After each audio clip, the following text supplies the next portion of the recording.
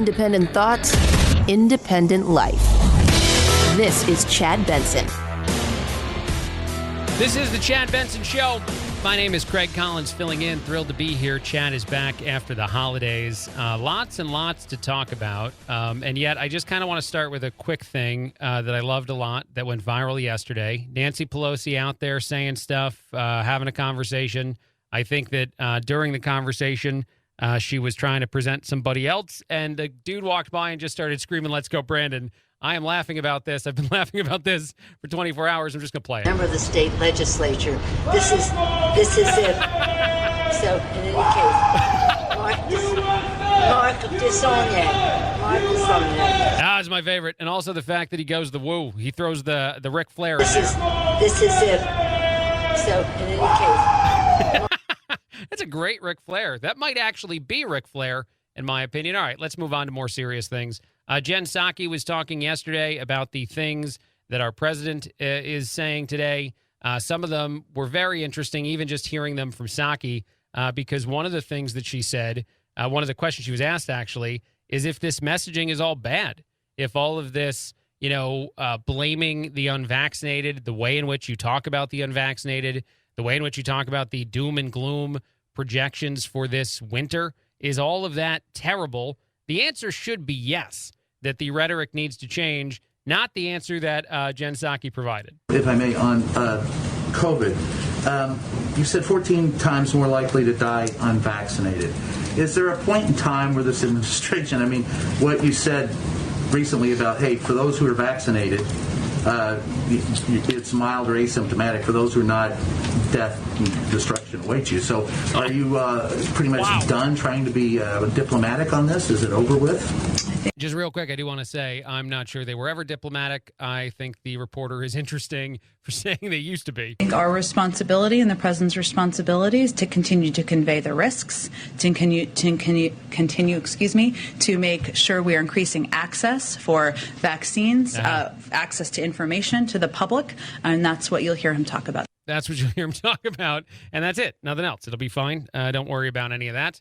The president, essentially hates the unvaccinated. That's kind of the idea you get. I want to compare all of this to what our former president, Trump, said yesterday. This has also gone viral. A lot of people talking about this audio clip.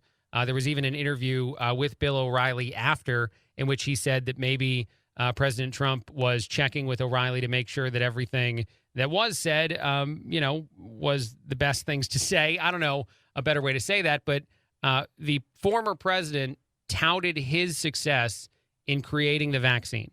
And it's a really interesting avenue of discussion and a really interesting, previously unexplored kind of strategy, I guess, for lack of calling it something else, because he's accurate in saying these things. His administration did create the vaccine. Because of the politicization, that's probably not the right word I'm looking for, because of how this has been politicized, there we go, in so many different ways, it's just so interesting to think about the fact that Democrats take credit for the vaccine. Their supporters obviously, very whatever in reaction to that, positively react to Biden claiming as though a lot of the solutions are his doing. And it's probably benefiting Democrats with their voters. It's also a lie. And so starting to have the former president have more conversations about his role in all this just makes sense. And then he finishes it out with, I think, the most viral portion of this audio I'm about to play, where he confirms his booster shot status. At no time does he tell you what you should do with your own life. It's just interesting to hear the former president start to take credit for something he did create. We did something that was historic. We saved tens of millions of lives worldwide. We, together, all of us, not me, we got a vaccine done, 3 vaccines done, and tremendous therapeutics like Regeneron and other things that have saved a lot of lives. We got a vaccine done in less than 9 months. It was supposed to take from 5 to 12 years. Because of that vaccine,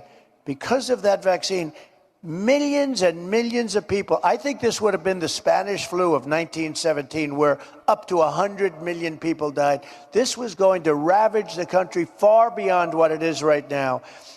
Take credit for it. Take credit for it. It's a great, what we've done is historic. Don't let them take it away. Don't take it away from ourselves. You're playing right into their hands when you sort of like, oh, the vaccine. If you don't want to take it, you shouldn't be forced to take it. No mandates, but take credit because we saved tens of millions of lives. He is right. Everything he is saying, he is accurate about, including the mention of there should be no mandates. There should be no forced decision-making in the world of your health. But because of the way this has all been handled in the world of politics, and I think some of the voters, certainly voters on the left, talk about this issue, there is absolutely no credit provided to the former president and no one holding those feet to the fire until now. And just to play the last little bit, the bit that is the most viral, I guess. Both the president and I are vaxxed, and did you get the booster? Yes. I got it too. Okay, so... Don't. No. That's all. There's a very tiny group of it. He said, don't to those who booed when he said that he got the booster shot. And to be honest, my reaction to all of this has kind of been the same all along. It's everybody's own individual decision, including Trump's. Everybody can decide, I want or don't want the vaccine, the booster shots, any of that. And we don't need to be at odds on either side. Like, we don't.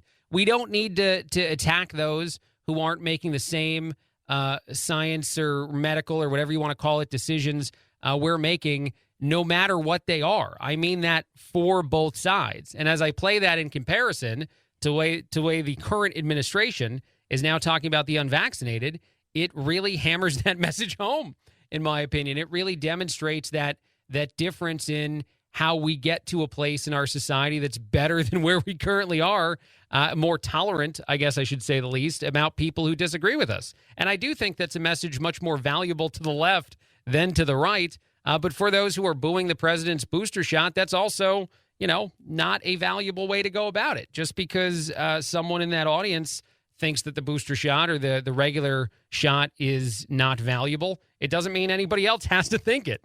And I've talked about this before, and I'm just going to do it real quick, and then I want to play one other Vice President Harris thing, and then we'll probably take a break.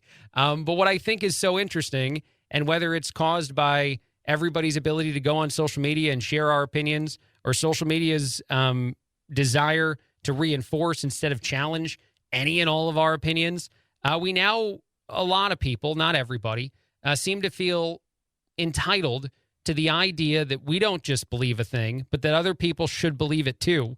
And we need to get back to that world where we just don't care what other people's opinions are. It just doesn't matter. What you do with your life should not matter to me. And the only reason I guess I throw so many opinions out here on the radio is because, well, I'm supposed to do it.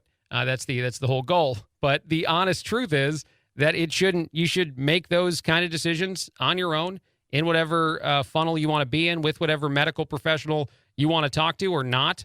And that shouldn't matter. We shouldn't talk about it beyond it. All right, I'm going to move on. Vice President Harris said an interesting thing in an interview yesterday. She was trying, I think, to distance herself a little bit from the rest of the Democratic rhetoric that very much blames the unvaccinated, partially because I think the science is changing. I think that the Omicron variant is showing a lot of ability to break through vaccines, which means that the amount of spread of this virus will be caused by everybody, the vaccinated, the unvaccinated. While doing that, Vice President, I almost called her President Harris because, our current president does.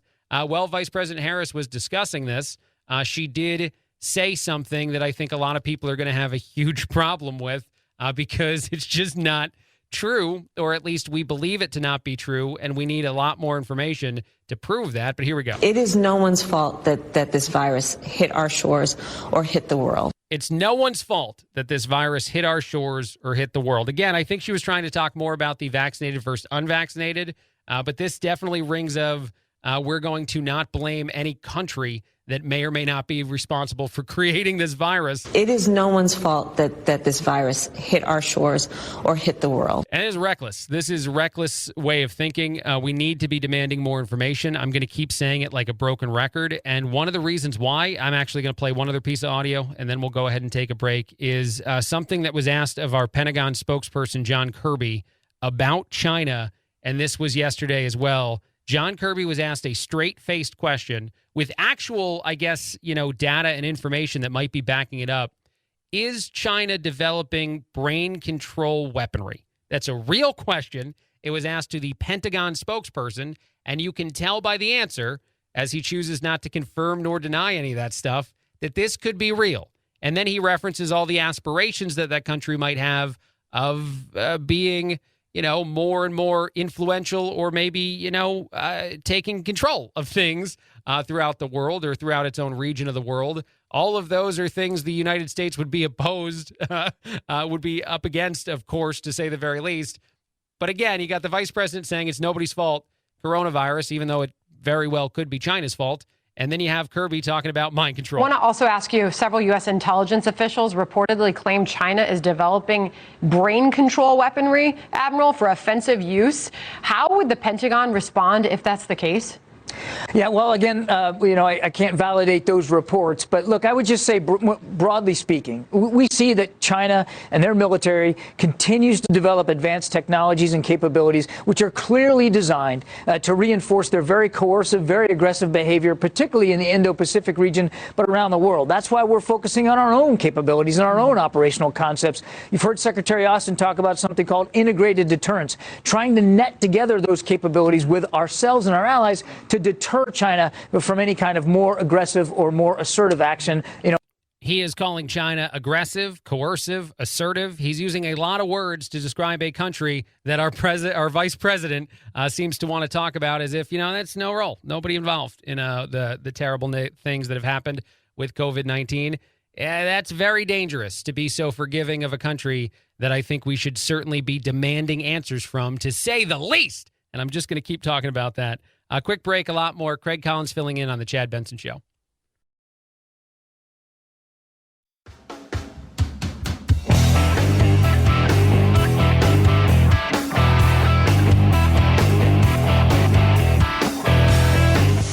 Don't make me wear your mask. Are you trying to kill me? What happens if you have corona? No need to socially distance while listening to your Chad Benson Show podcast. 4 out of 5 experts say so. I'm a scientist. There is no corona. But hurry before they change their mind. You know they will.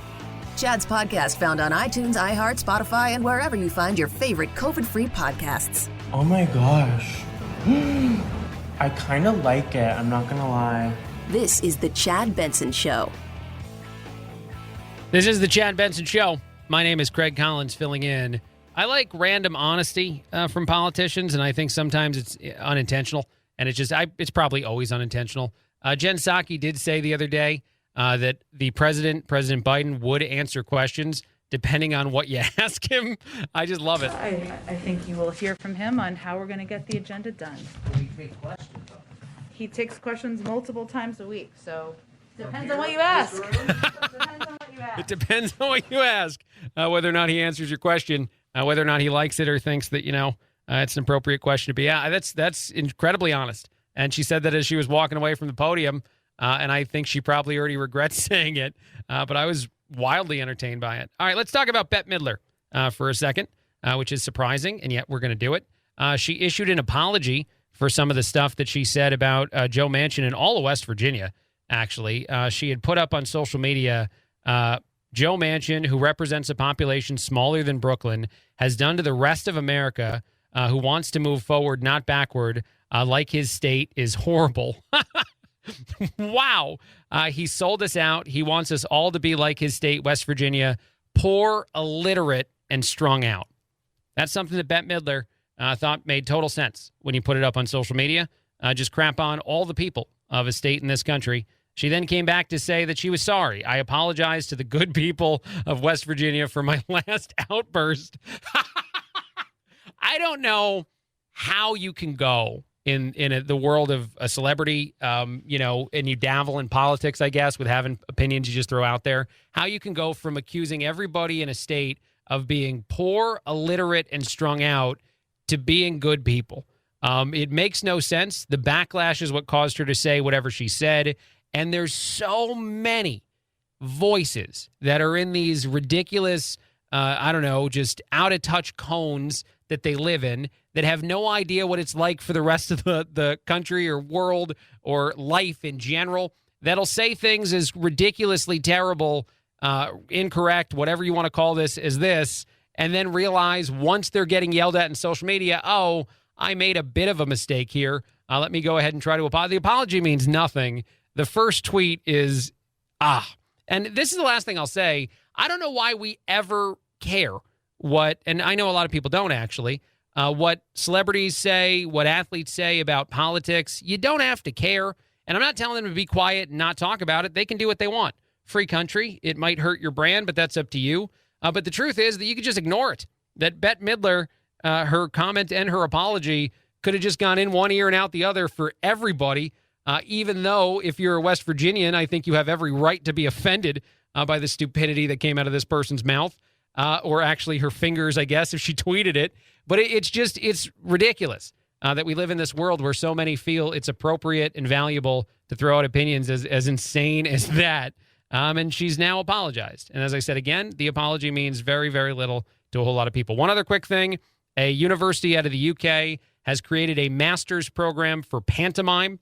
If you want to learn how to be a master-level mimer, you now can do that by going to Stratfordshire University. If there is ever just a lighting up of money and just giving up on ever paying back a student loan, it's got to be mastering in pantomime. I'm not trying to be mean. I'm not trying to judge you, but I don't think you need an advanced degree to go ahead and try to find a career in that space. And I don't know how many careers you would find working in that world, but it's out there. It's a thing that you can now do. The university is getting criticized quite a bit for it. It's part of their acting program, I guess, and they hope for really great things. It's only a one-year master's, so it's actually a very easy master's to obtain in that world. I would love just one conversation with a young person talking to a parent about going into pantomime and how that would go, because I feel like most people today would at least draw the line there. As we talk about student loans and all the other things in our society, no, we're not signing a loan to let you pantomime professionally. That is not where we're going. A quick break, a lot more. Craig Collins filling in on The Chad Benson Show.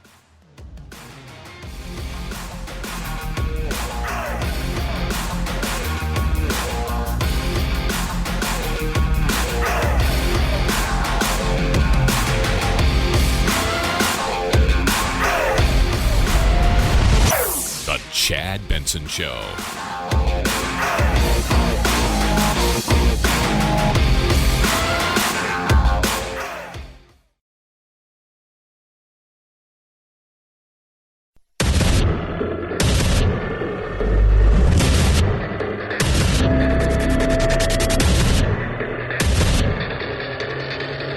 Independent thoughts, independent life.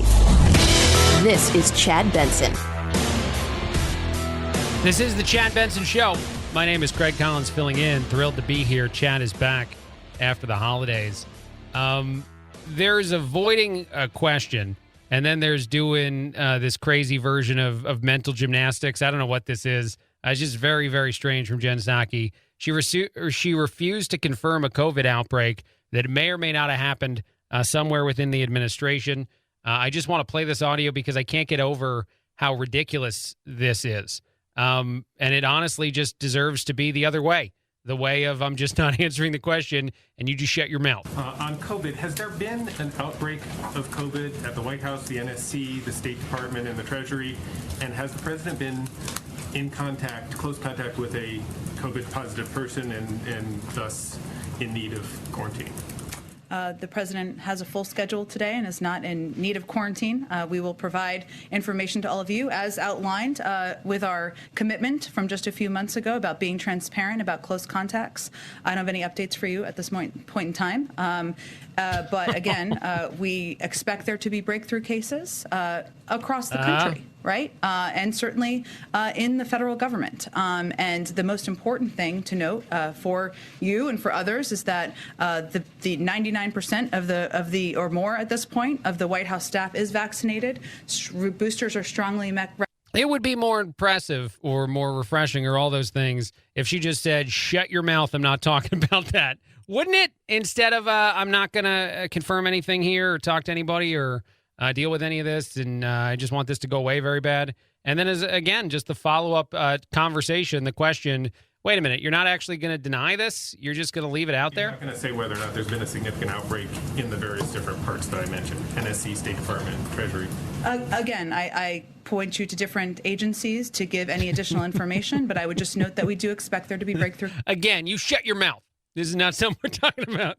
I would laugh. I wouldn't feel any better about the way in which politicians handle the world we all live in, but I would certainly at least be amused by a version of that. I encourage Psaki to think about it. Just one day, every question that she's going to mentally gymnastic anyway, just go ahead and be much more to the point. Say, I'm not talking about any of that, and you need to leave. And just see how that goes. I feel like you're going to get the same support on your side of the aisle and the same admonishment on the other side that you get anyway. So let's live in that world. It's almost the holiday season. Let's have a little fun. This is a CNN medical expert. She was talking about how a cloth mask is essentially a facial decoration. I couldn't write this stuff. If this stuff had to be comedy and we could, create it on any great version of a television show, SNL at one point in its life, this would still be better. Don't wear a cloth mask. Cloth masks are little more than facial decorations. There's no place for them in light of Omicron. In light of Omicron, they're no more than facial decorations, cloth masks. This is coming from a CNN medical expert. Obviously, that station talked quite a bit differently about all this stuff for quite some time.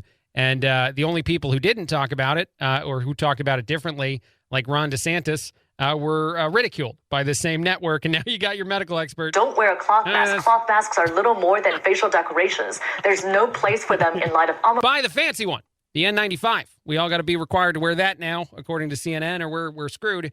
But a cloth mask is a chin diaper, which is what they call it on South Park. I don't know. There's so many things that happen in the world that you just kind of love them for all kinds of different reasons, and that would certainly be one of them, too.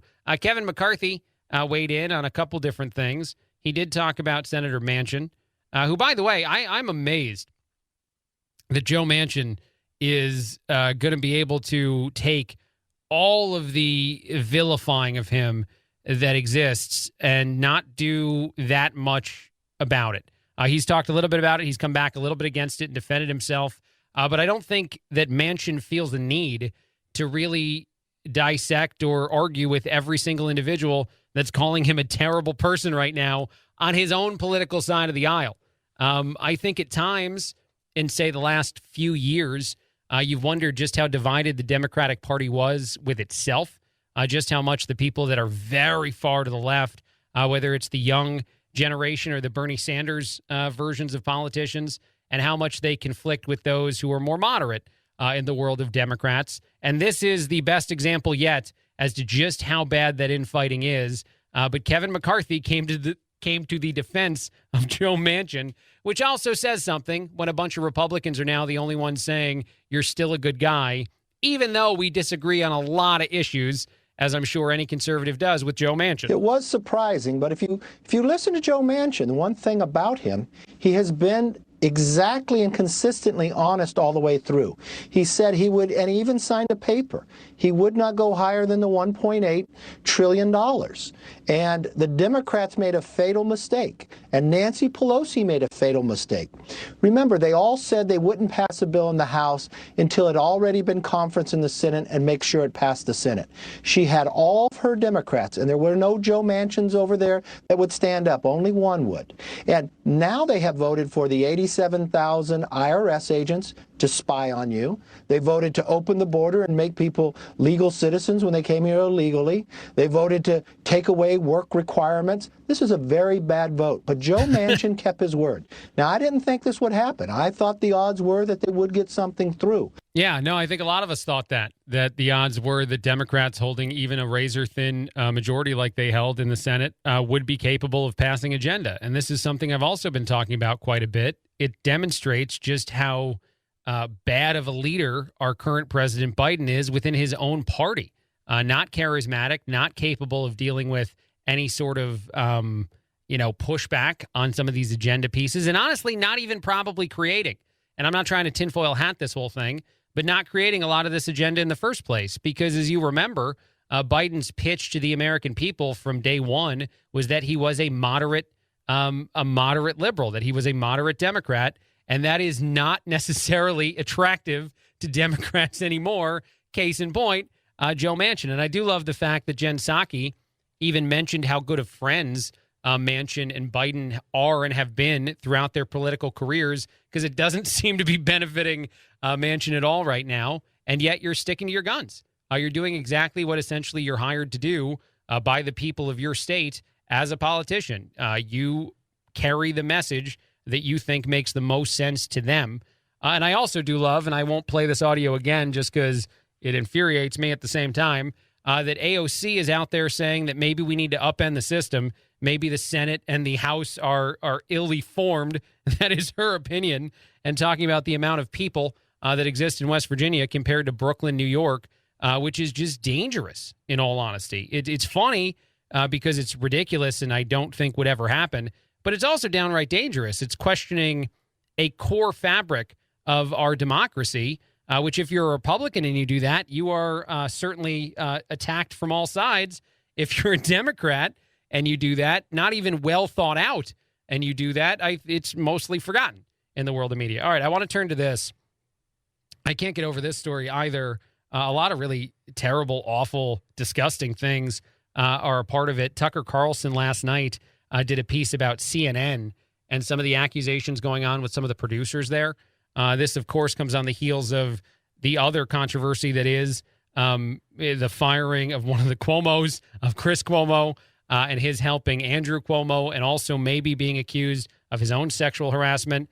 You got Don Lemon having a couple different controversies come up, including maybe over-communicating with Jussie Smollett. There's so many things going on in the world of CNN outside of the bad ratings. And then we have this breaking news now as well, that Tucker Carlson is one of the few people putting on television talking about these accusations of, and one actually not an accusation anymore. One person has fully been, tried and found guilty. But here we go. We're sad to tell you something very strange going on at CNN right now. In just the past week or two, two separate CNN producers have been accused of child molestation. One of them was a man called John Griffin. He was just indicted by a federal grand jury for attempting to, quote, induce minors to engage in unlawful sexual activity. We're not going to get into details. They're horrifying. He's been fired. Griffin used to work for Chris Cuomo. He bragged about working shoulder to shoulder with him. We'll leave it there. Then just days after that story, Project Veritas exposed another creep at CNN. They published graphic text messages and a video of a CNN producer, apparently CNN producer, fantasizing about molesting a child. Project Veritas said the producer also allegedly sought explicit photographs of that child. So we called over to CNN to ask. Here's the part that's probably the most upsetting to many people outside of just the awfulness of crimes and things like that. It's the idea that Tucker's going to throw out there that CNN might still be employing this second producer, the one accused of doing these sort of things. And you are innocent until proven guilty, to say the very least. But if actual real text messages are out there in the world and have been published into the world from an individual doing the things that Tucker Carlson is saying this person is accused of doing, losing your job probably should be step one. And it's just so confusing to think about this news organization, if that's what you want to call CNN, how much it resisted getting Chris Cuomo in trouble for things that are much, much different than this. I will absolutely say that. And now you have stories like this coming from that organization, and you just wonder, what is CNN? Like, what is it right now? On the air, it's obviously a propaganda machine with very low ratings, but off the air, it seems to be an absolute chaotic mess of potentially, several criminal activity employees, because several criminals working at the organization. It feels like a good time to maybe completely change that television day. I do remember well back in the day, this is a long time ago, where CNN did garner at least some more respect than it garners today. A little bit more from Tucker Carlson. Ask, is this one of your employees? We have the name. We're not going to air it because none of this has gone to trial. But does he still work there? Getting it back to us. But this seems like a real story. So to put it into context, as of today, there are more accused pedophiles at CNN than Americans who have died of the so-called Omicron variant that's supposed to be so deadly. And that last mention, that last statement, the contextual sentence that Tucker provides there certainly went viral because it's a shocking sentence, to say the least, and an accurate one. as of last night, that there are more people at CNN accused of crimes like that than there are actually people in this country who've died of a virus, a variant of the COVID virus that is obviously wall-to-wall coverage on CNN as the deadliest thing we've ever seen. It makes no sense. And sometimes people say that CNN, Fox News, they all deserve to be lumped into the same category of propaganda as opposed to news. That report should demonstrate that CNN is an incredibly unique organization in this world of cable news, to say the very least. And they are accusations, at least for the second producer. So we want to be abundantly clear, and we're not going to name any names either. It's just it's something else to hear it presented like that. All right, a quick break, a lot more. Craig Collins filling in on the Chad Benson Show.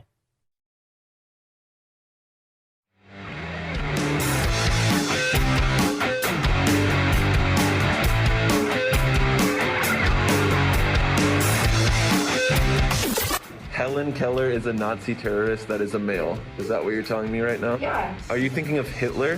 Who's Hitler? Vaccines work, but only the Chad Benson Show is 100% effective against stupidity. Do you know what D-Day is?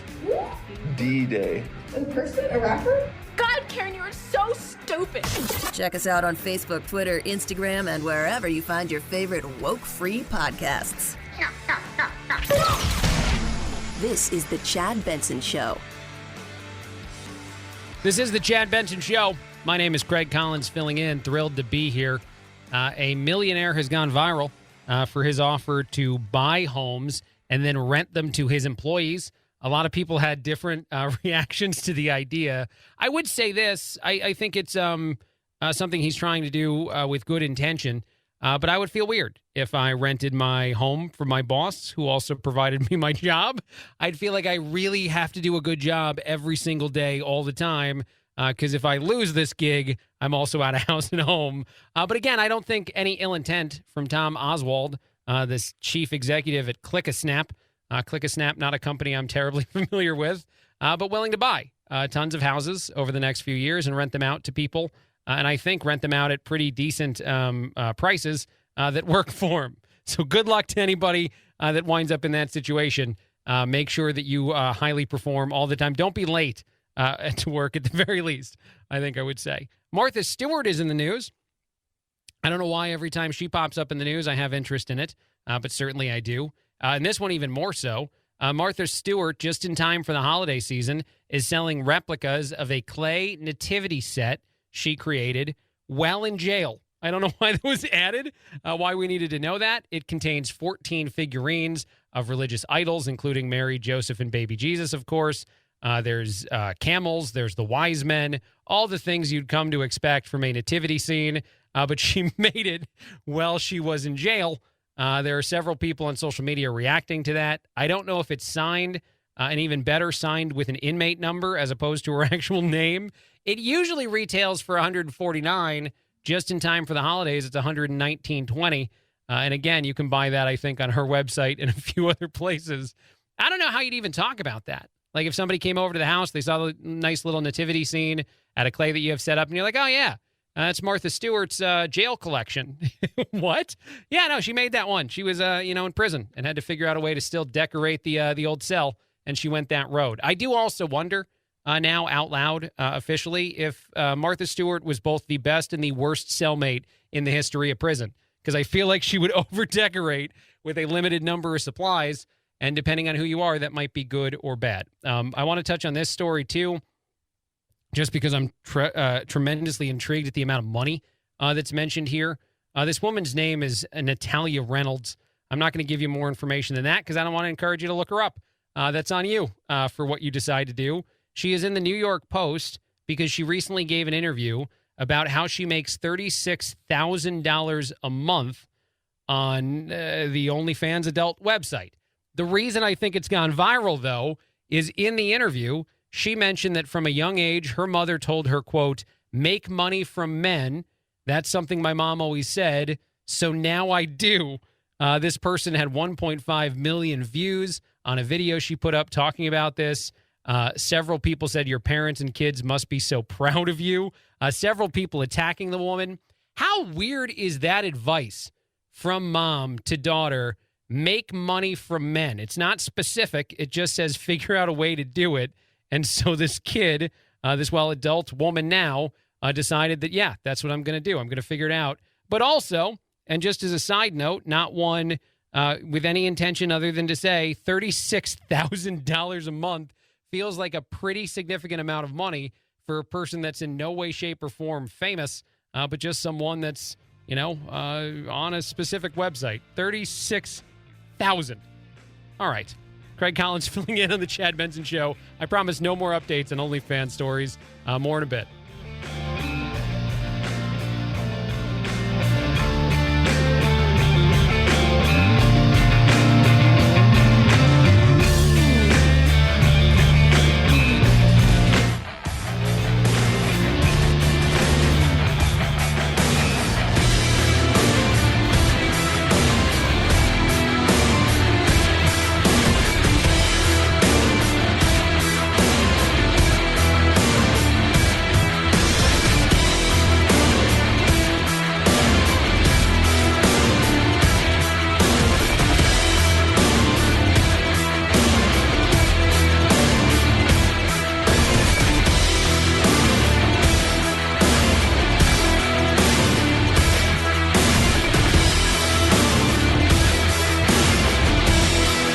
This is the Chad Benson Show.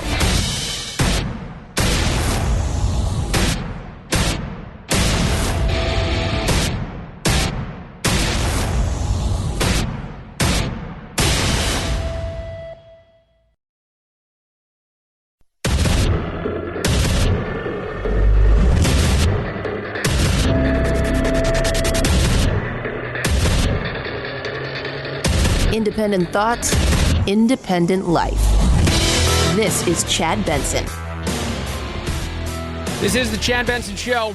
My name is Craig Collins filling in. Kyle Rittenhouse was a speaker at Turning Point USA. A lot of people already had a problem with the sentence I just said.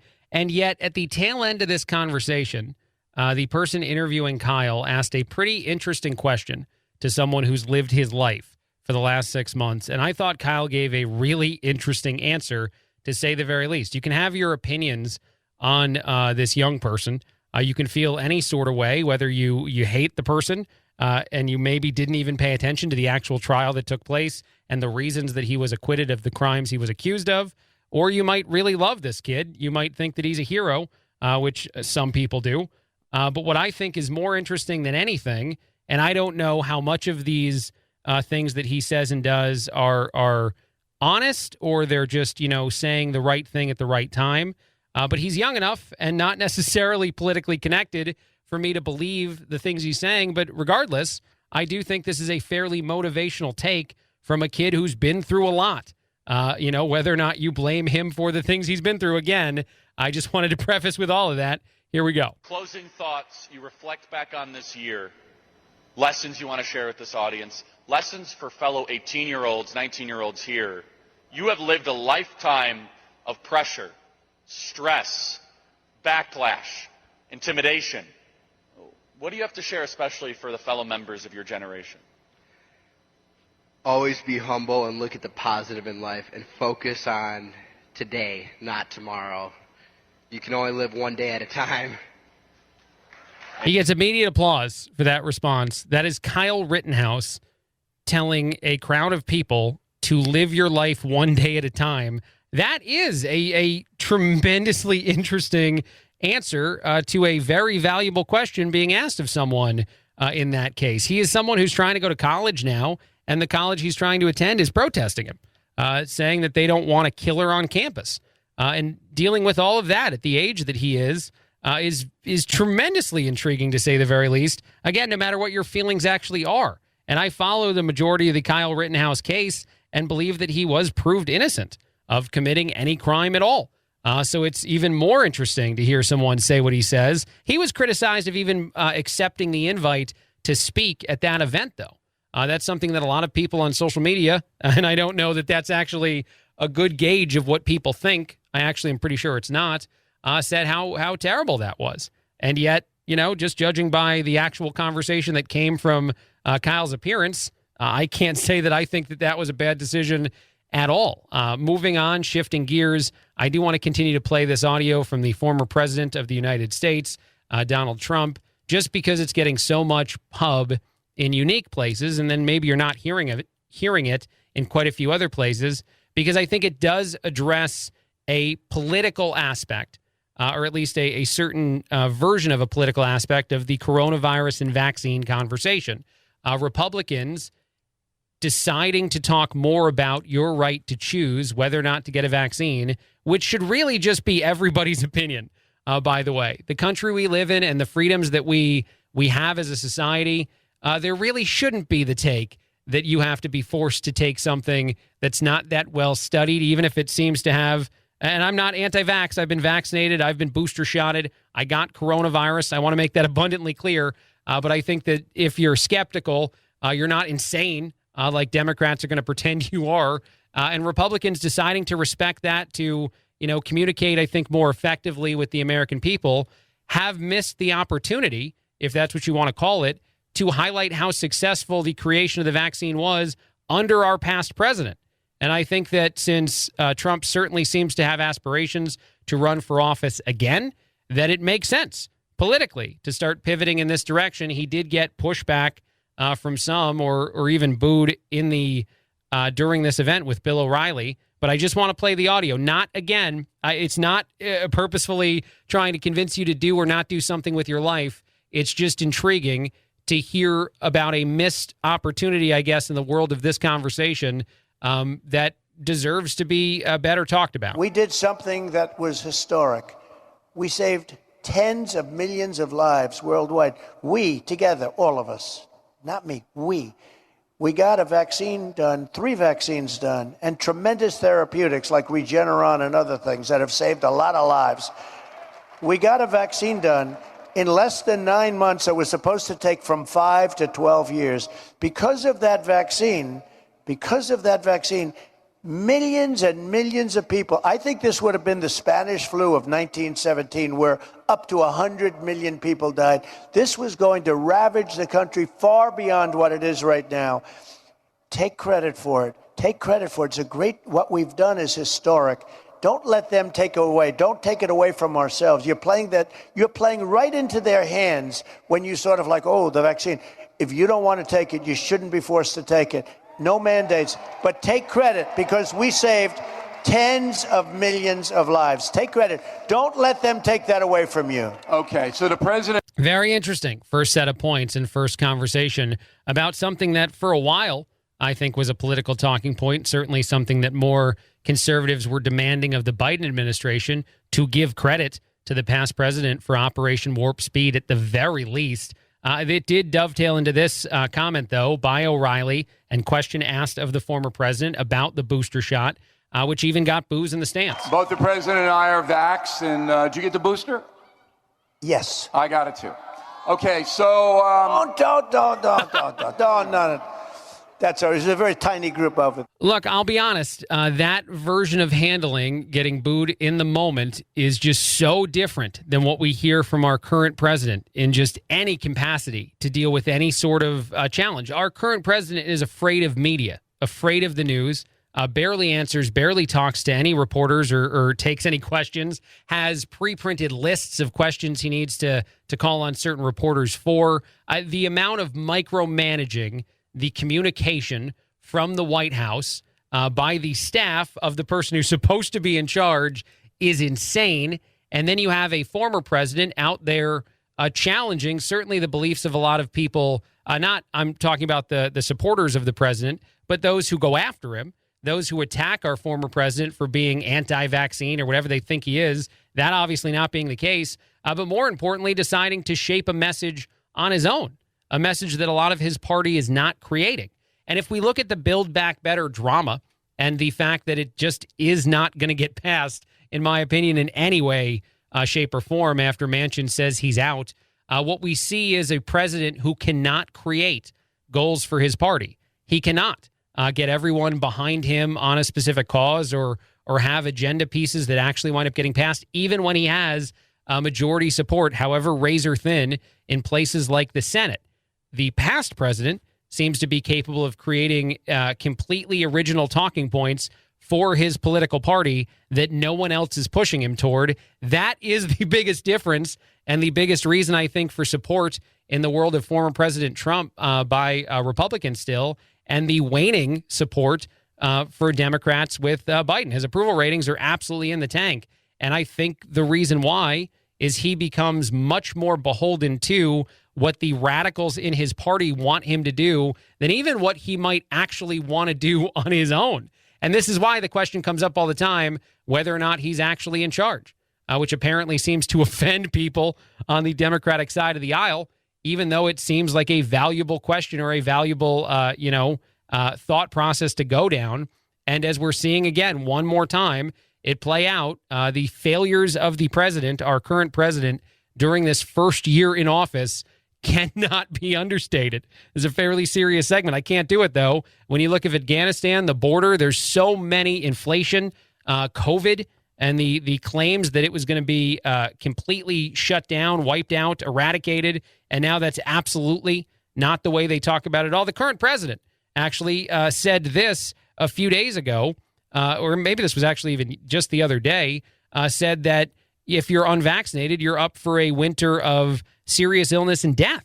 Your family, your loved ones are all at risk too. This is the same guy that on the campaign trail said coronavirus was going to go away once he was in office, is now telling you that if you're in a certain group, and not even necessarily because the science is telling him that per se, saying that to the American people less than a year from when he spoke the other points, it's just incredibly different, I think, than the past president. And not that I'm trying to overly praise former President Trump and, not acknowledge some of the things that were his own roadblocks, his own struggles during his time in office. But it's just very different to compare someone who seems to be leading the charge in their party or creating the conversations within their party and someone who is incapable of doing that. A quick break, a lot more. Craig Collins filling in on the Chad Benson Show.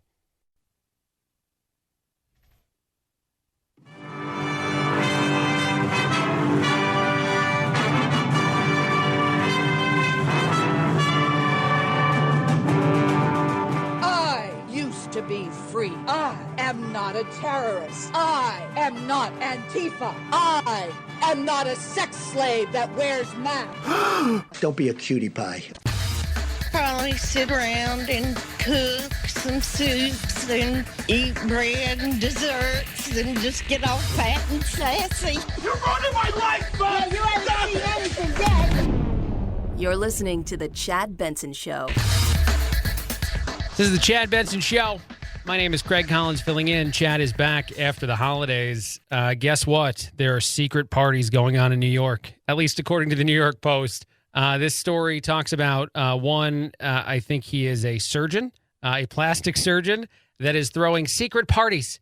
65 guests attended a recent one, open bar, lavish spread. All of this happening behind closed doors and away from public because of, well, all the craziness that is living in New York, in the city these days. But there are several COVID-19 Omicron variant ignoring secret holiday bashes that are going on throughout the city, according to the New York Post. I thought it was really interesting that that's a story in 2021, that's something we would talk about, that there are people who would live their lives and do things like, I don't know, host a party with other people and maybe not follow the Dr. Fauci approved version of it, which is where you vaccine card everybody at the door. You make sure that everybody at your holiday party is fully vaccinated, or else you, I don't know, throw them out of the family or throw them out of the group of friends. Apparently, not everyone is following suit, even in places like the very, very woke New York City. It's interesting to me. Other stories in the news, something I thought was pretty interesting. There is a list of tips for how to not rage quit your job. This is from Yahoo Finance. A lot of young people are rage quitting their jobs. There's the Great Resignation that I guess has some sort of viral social media component to it. There are subreddits and other social media tags where you can put up quitting your job in pretty epic or glorious, whatever adjective you want to use, fashion. And this article warns that that's probably not a good idea for the rest of your career it is odd that young people, that Gen Z specifically, are deciding to publicize their very dramatic quittings of jobs because it'll get them clicks on social media. Because as I believe I've said before in this show, any other future employer could pretty easily find that. And even if you think you have an open and shut case for how your employer treated you poorly or it wasn't a great place to work, odds are most people won't be able to know all the details there, and they might think that, hey, maybe you were a part of the problem, especially when you quit in social media significant fashion. Some of the other things it says to do to feel happy at your work and not, again, rage quit it, which is something that's weird to mention again with all these struggles for employers to find people to work jobs in the first place.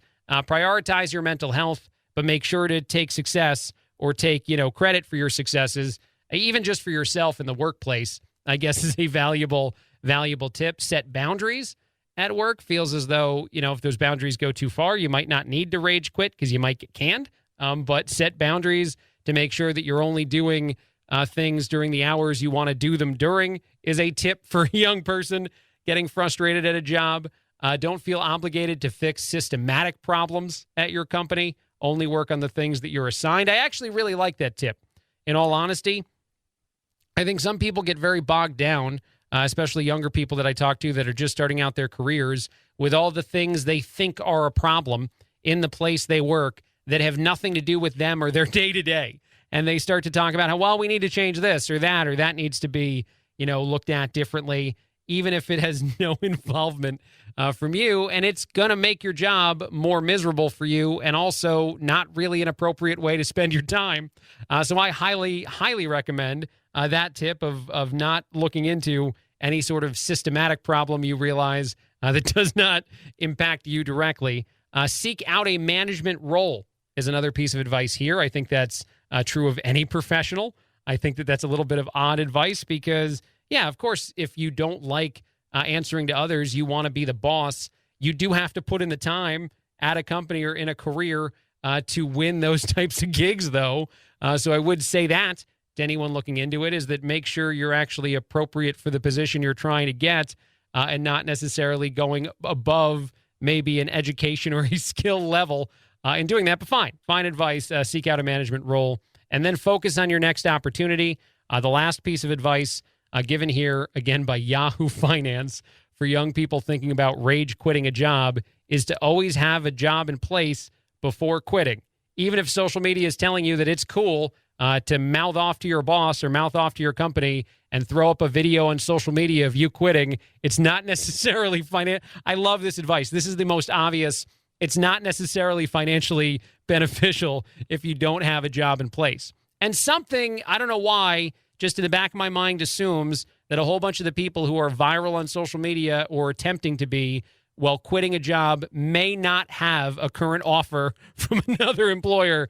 That's just me, though. I'm not trying to, judge too harshly. I just kind of assume that maybe it hasn't gone that far. One other quick thing before I take a quick break here in just a second is that if you're feeling lonely, this is an op-ed and a piece of advice from the New York Post. Go for a walk alone in the woods. And that feels very specific. Apparently, science says it's good. A scientific report that was published on Monday said that loneliness can be alleviated by nature, and even more specifically, if you're surrounded by it, I guess, and you're alone. It just feels weird to give the advice to anybody that says, like, I'm not really doing a lot of social things, or maybe I'm not connecting with a lot of people, to tell them to just go walk alone in the woods. I'm not sure that I'd articulate it like that, even if I've seen other studies that say that nature does help lift a spirit. But you do you. A quick break, a lot more. Craig Collins filling in on The Chad Benson Show.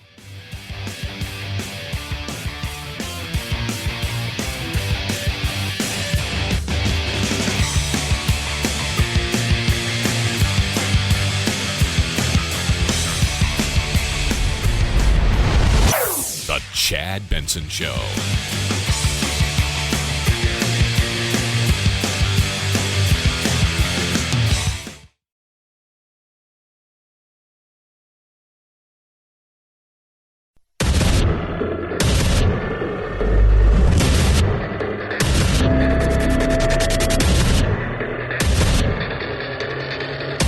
Independent thoughts, independent life. This is Chad Benson. This is the Chad Benson Show. My name is Craig Collins, filling in. Thrilled to be here with you. Lots and lots to talk about in the world. Lots and lots of discussions. And yet, one of the biggest things I think right now is talking about both the current administration's solution, response to the Omicron variant, to COVID-19, to just everything that is this sort of further and further separation in our society of opinions, political, maybe, the way in which we even have those conversations. Just all of it is so interesting to me. And then you listen to people like Jen Psaki, the White House press secretary, say a couple things about how, it doesn't really matter what we say or do or think, that you're going to essentially be forced to go down pretty much any any route that they choose to send you down. And darn it, it doesn't even matter if it's going to be challenged in court, if mandates and other things are not actually solutions. They don't really care. And then I just love the honesty of this moment when she was asked if Biden would actually answer questions, something he seldom does. She says he does. It just depends on what you ask him. I think you will hear from him on how we're going to get the agenda done. He takes questions multiple times a week, so depends on what you ask. Depends on what you ask. It depends on what you ask. And then also you got Vice President Harris, who Biden often calls the President of the United States. Not that it's, a problem at all. That's totally fine. Saying that no one's to blame for COVID, for it getting here, which is something that I also continue to get confused by, because if we demanded more information from China, maybe there's a chance we'd find out someone is to blame for the existence of COVID in the first place. It is no one's fault that this virus hit our shores or hit the world. Nobody's fault at all that this hit our shores and hit the world. She is actually apparently trying to shift the messaging, at least according to a few different sources, and the way in which she conducted that interview the other day, away from blaming unvaccinated people, partially because maybe science is going to prove that out to be more and more accurate in the world of the Omicron variant, that it will have an ability, a very strong ability to evade most of the protections of the vaccine outside of serious illness and death, which it still seems to be effective against. Transmitting COVID may no longer be even scientifically a conversation of vaccinated versus unvaccinated. And yet you got the president just doing so many things in his world, announcing things like 500 million free at-home tests that'll be provided.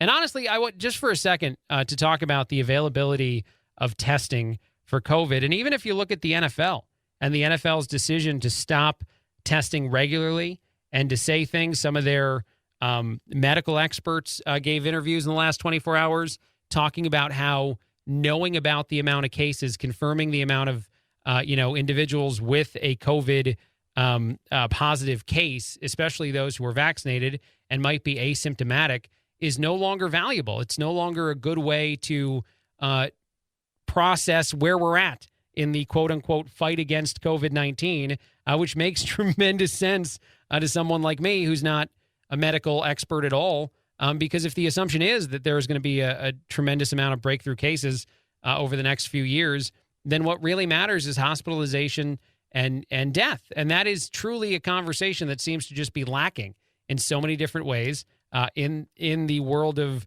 the coronavirus, version of what I guess our politicians are trying to inspire the public to do or not do. And it just makes so little sense to me that it can't be handled much more honestly, because if it is handled in a different way, I think it creates a lot more opportunity for people to at least listen if their opinion does not align with yours. In other news, just shifting gears quite a bit, I saw that Gen Z is more optimistic about money in 2022 than any other older generation. And I don't know if this is tied to inflation and how maybe older generations would be more cognizant, more aware of how things are changing in those worlds than Gen Z. But 51% of people in the Gen Z group of individuals say that they believe their financial situation will improve next year. Of those asked in the millennial group, only 42% said they think their financial future is better, that next year is going to provide more. 32% of Gen Xers, 23% of baby boomers, and 18% of those older than a baby boomer say that they think their financial future is bright. And I don't know if that's tied to the inflation issues that we're seeing in our society. Nobody seems terribly optimistic about that, by the way. When asked specifically about inflation in this new report, 79% of boomers say it's a huge concern of theirs. 73% of Gen X said it was a concern of theirs. And only 53% of millennials said that inflation is a significant concern. I don't even see Gen Z listed on that list of reactions there. So it might even be below 50%, which does seem to connect almost exactly to what we're saying about the future. Because that's the thing, too. And just as a quick aside, I was having a conversation with a younger guy that I work with. He's in his 20s. And he's talking about the Great Resignation and all the things that might be forcing, quote unquote, forcing the businesses of the world to create better work conditions for us. And he's saying this just, he doesn't seem unhappy in his gig. I don't want to go too far there. It's just that, this is the kind of conversation he's having with his buddies. And the truth is that any amount of money that you get offered in the future, whether the salary is 10, 15, 20% higher than a previous salary for a starting position, all that could be great. If inflation is higher than that, if the prices of everything go up more, because that's how the businesses pay for your higher salary, then essentially you haven't gained anything. And for whatever reason, I seem to think that it's the older generations who understand that concept more than the younger ones. All right, let's shift gears again. Hooters apparently is dealing with several different controversies. The latest is a worker who went online and talked about some of the quote-unquote creepy things that are said to her at work just by customers. A lot of people reacted to this, saying, "Why do you work at Hooters?" I guess in response. And the woman said that, that's not really the goal she had to say that, but she wanted to out some of the things that are said to her. And I'd take all this with that grain of salt, I guess. The first one, she hates when any guest asks her, "Are you on the menu?" Which feels very creepy. I only laugh because I don't think I'd ever try that myself. She is not on the menu, by the way. She lets you know that. And she might laugh externally, but internally, she's not feeling that question. Some people ask why you don't smile more, which is a common thing you hear a lot whenever anybody complains about the way in which someone gets asked any kind of question. I don't know that I've ever seen anyone ask that in my life anywhere. I'm not just talking about Hooters, not that I'm a regular patron of Hooters, although I'm not anti the place. It's kind of fun. But I would say that I don't think I've ever once heard anyone suggest to anyone else to smile. But apparently if you do that, that's also a negative. This person also said that there's some other things that creep her out a lot, like a customer who comes into Hooters, orders just a water, and then sits there for a while. I agree. That one is super creepy. I got to be honest with that. I don't think I've ever seen that happen either. But I wouldn't feel great if all you're ordering is that water and then you sit. There's not going to be a tip, she says, on her viral post on social media from that individual. And obviously, maybe not a lot of fun conversations. One last thing she does say and how much she makes in tips is that it's much more significant than the money she made at other waitressing jobs. So I guess if you ask that question, why does anybody work there? It might be because the money's better. She also said that you might have an assumption that someone who works at a place like Hooters is not smart. But this person was getting her master's degree, and so you'd be wrong about that. And that does feel oddly sexist if someone were to think that. But I can't think of a lot of people I've even had that conversation with either. So I thought that was a pretty interesting social media post and a popular one at that. It plays into a lot of stereotypes that I don't know how true they are in the real world. All right, one last thing, and then I want to take a break. I did think this story was interesting, too. Just in time for the holidays, two younger people who apparently are both social media influencers have gotten married. They only dated for 2 weeks before deciding to tie the knot. They are 20 and 18, respectively. The man is 20. The girl is 18 years old. A lot of people wishing them well on social media, saying congratulations and saying how funny the times we live in, that during this, pandemic-esque time, even though I think the pandemic is mostly quite a bit different than it was, say, a year or so ago. It caused a lot of people to get closer relatively quickly in their relationships. I don't know. Okay, I'm just going to say it. I don't know if this will work out. I'm just being honest. They've only been dating for a couple weeks. They're both relatively young.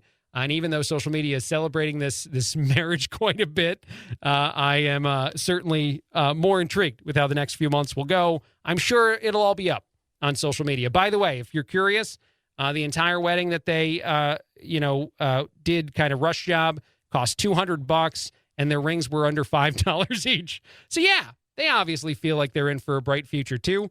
A quick break, a lot more. Craig Collins filling in on the Chad Benson Show.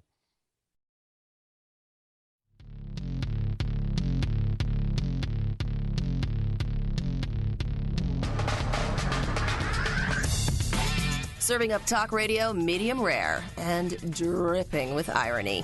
It's Chad Benson. This is the Chad Benson Show. My name is Craig Collins filling in. Chad is back after the holidays. I just continue to want to play this audio that I like so very much. Nancy Pelosi out there having a conversation, trying to introduce somebody else at a very small gathering of people outdoors, and a guy walks by and wants to celebrate something totally different. Member of the state legislature.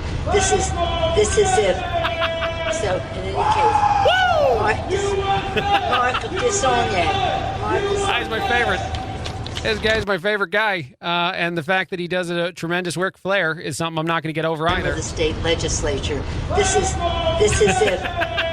So he does not sound like someone, by the way, who purposefully tried to find Nancy to do this. It sounds like a guy that's just walking around on his own in California, notices a Nancy Pelosi, and immediately thinks, this is what I do. I yell and I scream. I don't know why anybody finds this not funny. I have to be honest. Like, I'm not trying to be politically one-sided in saying that. It's hilarious. The Let's Go Brandon thing is an internet sarcasm type of joke just running wild for months and months now. And it's genuinely amusing for anyone and all involved. I will try as hard as I can to convince people of that. And actually, I can go ahead and play some very depressing audio of Joe Biden that also makes me want to scream out, "Let's go, Brandon," at the end of it. And then to the Ric Flair, this is, I guess, more of a hint at the way in which the administration continues to want to talk to those that it disagrees with, people that are not vaccinated, by saying that, for the unvaccinated, severe illness and death is the expectation this winter. It's just very intriguing to me. All right, here we go. Joe Biden saying this just the other day. Unvaccinated, we are looking at a winter of severe illness and death for unvaccinated. For themselves, their families, and the hospitals they'll soon overwhelm. Yeah, for themselves, their families, and the hospitals they'll soon overwhelm. I mean, when did talking points become like that? When was that the conversation that any of us were willing to have? I don't know the answer to it, but it's certainly becoming more and more the norm in our society today. All right, moving on. A person went viral on social media for talking about an interesting experience they had at an Airbnb. I've never rented my home to anyone. I've used Airbnb and rented places before. I think I would be tempted to throw out a whole bunch of information to people staying in my house, though, which is essentially what happened here. This woman, her name is Tiffany, rolled up to an Airbnb she rented, and right on the front door was a hanging card of rules. The rules talked about all different kinds of things, like the quiet time hours for the apartment that she'd be staying in, what areas of the room maybe were available, and which ones might be occupied by other people. And it's a giant thing that said read, and then actually it required you to hang it inside the room you were renting from the owner of the house. Is this intense? Is this way too far? Sure.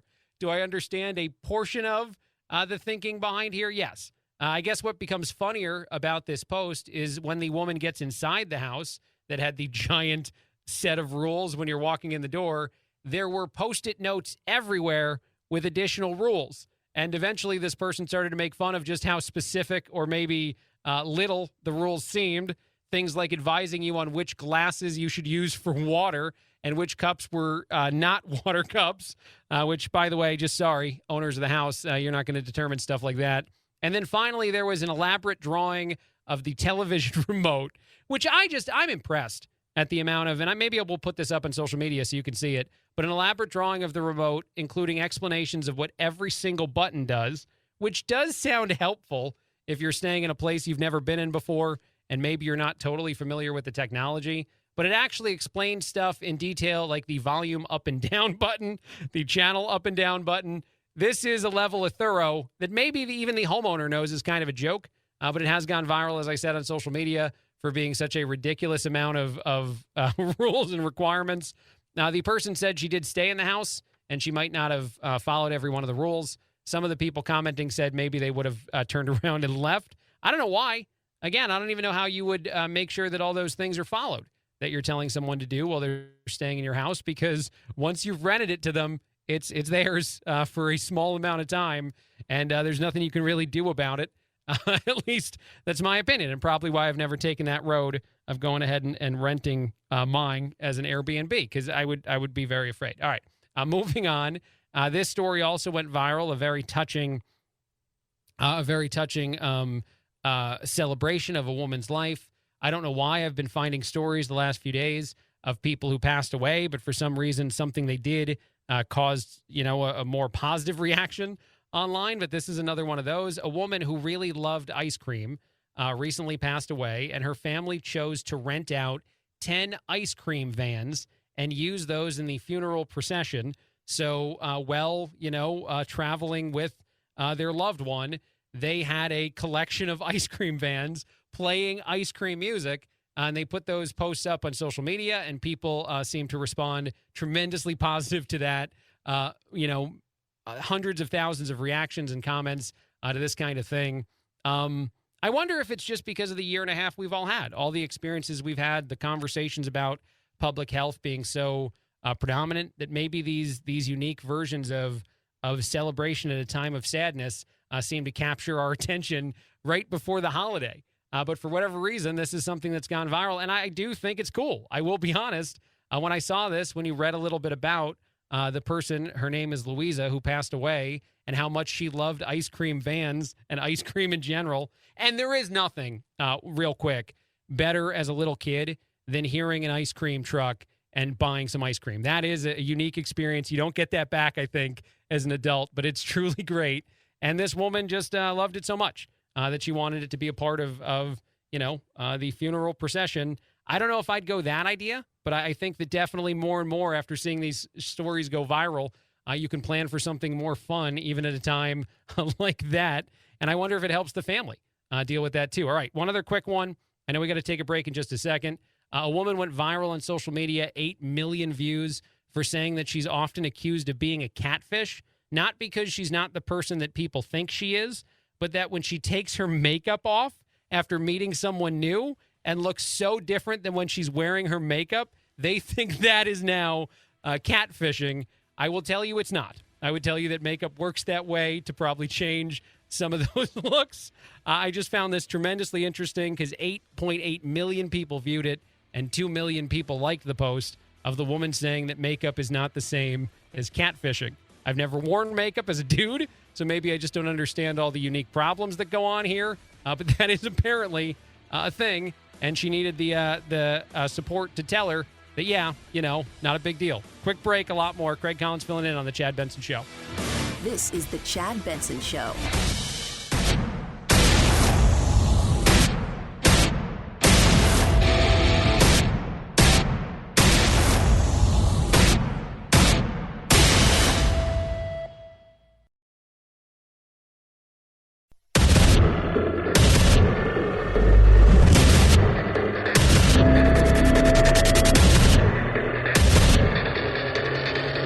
Independent thoughts, independent life.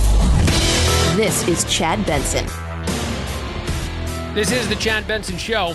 My name is Craig Collins filling in. I have to talk about this, even though I know this story is a little bit older, out of San Francisco, Oakland, and other places, certainly throughout California. But anywhere that's seeing smash and grab crimes and auto break-ins, people are just leaving the trunk of their car or windows, doors just open now, which is a very odd version of attempting a solution to a problem that really shouldn't exist. But a lot of politicians and a lot of rhetoric over the last year or so has created this world we live in where more and more people think it's totally cool to commit crimes as bad as smash and grab, robbery, and break-in broad daylight and assume they're not going to get in that much trouble. And so now, if you're someone, I know this was covered in quite a few different news places as well. NBC, one of the places that covered it out of San Francisco. You just leave stuff open. You just, go ahead. Go into the car. It's completely open. I hope you don't know how to hotwire it and steal it. But that's for you so that you don't break the windows of my vehicle. That's the world we're in now. That's the solution version of no one else is doing anything to get a handle or control on this. And I know the politicians have changed their messaging, and some are saying more and more how we need to actually address the issues that exist, and we need cops and law enforcement to be a huge part, the part, I assume, of that solution, which obviously is more finally accepting the world we all live in. But it's odd if you see it anywhere in your own community of just cars wide open and available for you to glance in and look in. And it's not like we're at an auto show of some kind, but it's becoming more and more, as I said, the norm for several individuals to make sure that their cars are not broken into and windows smashed, and you have to fix things like that after the fact because it's possible and almost likely, depending on where you live, that something like that happens. All right, I want to transition to kind of, I guess, the audio of the day, something that's certainly going viral and it continues to be discussed in quite a few ways. You actually even have a New York Times writer giving more information about this now, which is a little surprising in the name that we're choosing to go, because this individual, Maggie Haberman, is someone who's certainly been anti, I think, a lot of the things that the former president, Donald Trump, would talk about, and certainly been a very vocal critic in a lot of ways, but asked for more information about Donald Trump confirming that he has gotten a booster shot, our former president, and his changed, I guess, to some conversation about the vaccine itself. I will go ahead and play the audio first, and then I'll read the handwritten note that was passed along, I think, by a staff member to the former president, to the New York Times writer I just mentioned. But first, here is the audio that's making the rounds. We did something that was historic. We saved tens of millions of lives worldwide. We, together, all of us, not me, we got a vaccine done, 3 vaccines done, and tremendous therapeutics like Regeneron and other things that have saved a lot of lives. We got a vaccine done in less than 9 months that was supposed to take from 5 to 12 years. Because of that vaccine, millions and millions of people, I think this would have been the Spanish flu of 1917, where up to 100 million people died. This was going to ravage the country far beyond what it is right now. Take credit for it. Take credit for it. What we've done is historic. Don't let them take it away. Don't take it away from ourselves. You're playing right into their hands when you sort of like, oh, the vaccine. If you don't want to take it, you shouldn't be forced to take it.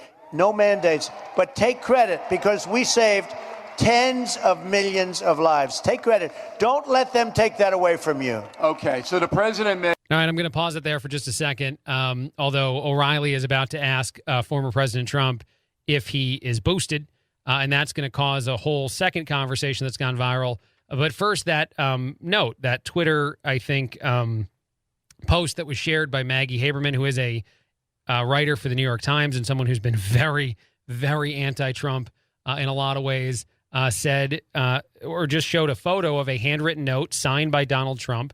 As I said, I think it was passed along by a staff member for the former president that said, Maggie must tell the truth in all underlined handwriting, and then and very proud to have produced the 3 vaccines so quickly, millions of lives saved worldwide. Best wishes, Donald. And then signed Donald Trump. That is the reason, because she was asking, why is this the new messaging, at least in her opinion, of the former president? And here's the other little part from the interview. Both the president and I are vaxxed, and did you get the booster? Yes. I got it too. Okay, so... Don't. No. That's all. There's a very tiny group of it. Look, I will continue to say this about that moment, and I am not trying to preach to you and tell you what to do with your life. And I know that every time that anybody has a conversation like this in any form of media, that they are trying to tell you what to do. So I think those guards go right up. I think a lot of people get mad at a lot of the way in which these things are talked about right now, especially when you look at the current administration and the way in which they have any of these conversations. It puts everybody on guard and makes everybody have a conversation that's very different than the one I think our former president is after. And he's really just after two things: taking credit for a thing he did, Operation Warp Speed and the development of the vaccines, 100% credit deserved by our former president for that existing. And then two, kind of acknowledging, in my opinion, that whether or not you've gotten the vaccine or not, whether or not you've gotten a booster shot or not, is really not something that needs to have an opinion either way. You don't need to boo someone who says they got a booster just as much as you don't need to get on a stage and yell at everybody who doesn't have the vaccine to go get it, which he didn't do. He said that there should be no mandates and it should be up to you. But to me, and not trying to, sound like a broken record today in saying it, that's the difference between leadership and creating a conversation within your political party or for the people that follow you or support you politically, and just trying to listen to what people are telling you to say, whether it's our current president and those from the far sides of the aisle in his party. Because I think that that's the essentially the problem with Build Back Better or anything else, is that it's so bloated and overstuffed with the agenda of those that are very, very far to the left and not creating a message or creating an idea on your own that you can call your own agenda. And that's something that I would never accuse the past president of struggling with. The things he focused on seemed to be things that he cared about and talked about often. In other news, I got to tell this story. A professional cave woman was interviewed. I already enjoy every part of it. A professional cave woman was interviewed by a news organization in the UK. The woman is Sarah Day. She's 34. She describes herself as a professional cave woman because she doesn't have a home. She lives out in the wild. She does have a freezer, though, which confuses me a bit, because her first piece of advice for you, if you ever try to, make it on your own, if inflation and everything gets so bad that you got to go live in the wild, is to have a freezer stock full of roadkill. That is advice piece number one. And again, I'm confused, professional cave woman, and how you have access to a freezer, but I digress. Not important. Roadkill, apparently to her, is nature's little treat. It's the best ability to feed yourself, to support yourself, and not have to take an animal down in the wild. And apparently she finds and collects it all the time. And she's got a freezer full of it. And it is important, she says, Sarah Day, 34, to make sure that you freeze it because you don't want the roadkill to go bad. I wonder how she assesses it, man. And I am curious if you could see her on the street at some point after, if you hit an animal of some kind, you just see Sarah running out of the woods, scooping it up and running back into the woods because time is of the essence, she said. Another tip she gives you is that if you're not going to go the roadkill route and you want to, find an animal in the wild that makes sense to consume, a pigeon is a great move. I don't think a lot of people agree here. And depending on what city you live in, pigeons probably annoy you quite a bit. But she says they're really good. They taste like a good beef steak, which makes me very confused as to whether or not professional cave woman Sarah Day, 34, has ever had a good beef steak. But that's what she says.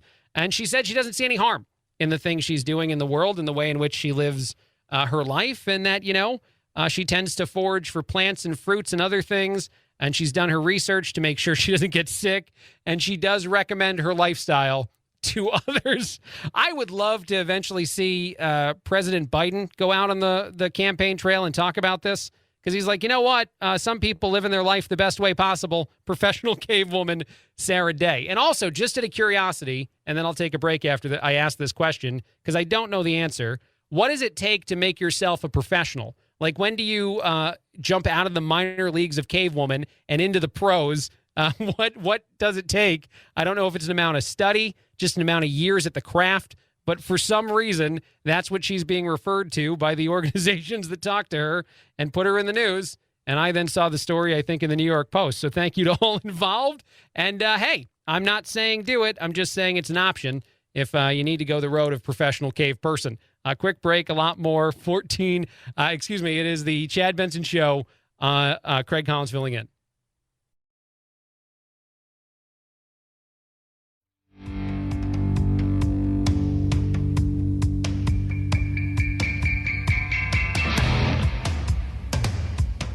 Irreverent? Yeah. So what? It's the Chad Benson Show. This is the Chad Benson Show. My name is Craig Collins, filling in. Thrilled to be here. At some point, they're going to start telling us the stuff that they do have and not the stuff that we have a shortage on. But every day, you seem to find new information about some sort of supply chain issue, holiday crunch of some kind. The latest one, and I love the headline to this article, as it says, "The Grinch strikes again." I don't know if we're calling former or current president, Biden, the Grinch. But that feels great to me. The Grinch strikes again. Now there's a shortage on candy canes. Apparently, if you want candy canes, especially the classic ones, it might be harder and harder to come by. Everything costs tremendously more than it did before. Most expensive Christmas on record. And in light of that, there's also a bunch of stuff you might struggle to get. Candy cane just seems wrong, by the way, to have a shortage there. It's not even that great of a product. I'm not trying to break bad or have a hot take, but a peppermint candy cane is something that I guess I like for the holiday season, but not a candy I would choose to have any other time. It's fine. It's okay. And now that you're telling me I can't have them, I seem to want them more. Just like when toilet paper was running scarce and you felt like you had to go out and buy a bunch. I never did it, by the way. I'm not admitting to hoarding toilet paper. I'm just saying that when you take things away from us or tell us that there's not going to be enough, sometimes it makes you want it. Oh, that much more. And maybe that's the move. Maybe this is big candy cane getting in on this. I'm totally kidding when I say that. In other news, Elon Musk, who was recently accused of being a guy that, takes advantage of the system, I think a freeloader by Senator Elizabeth Warren, someone that he then called Senator Karen, which made me laugh a lot. He told his Twitter followers over the weekend that he's going to spend $11 billion on taxes in 2021. $11 billion. And he wonders why he's still thought of by some as a freeloader. He was also Times Person of the Year, certainly SpaceX, one of the companies, and Tesla, of course, making him a valuable person in our society.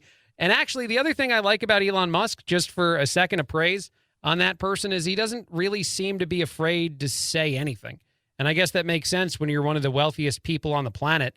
But I do think like an Elon Musk presidency would be a heck of a ride. I think that if he ever got in office, I don't know what would happen. I'm not saying I'd like all of it. I just think it'd be intriguing because he's certainly someone that's willing to voice his mind, similar to some previous presidents, one specific that I can think of.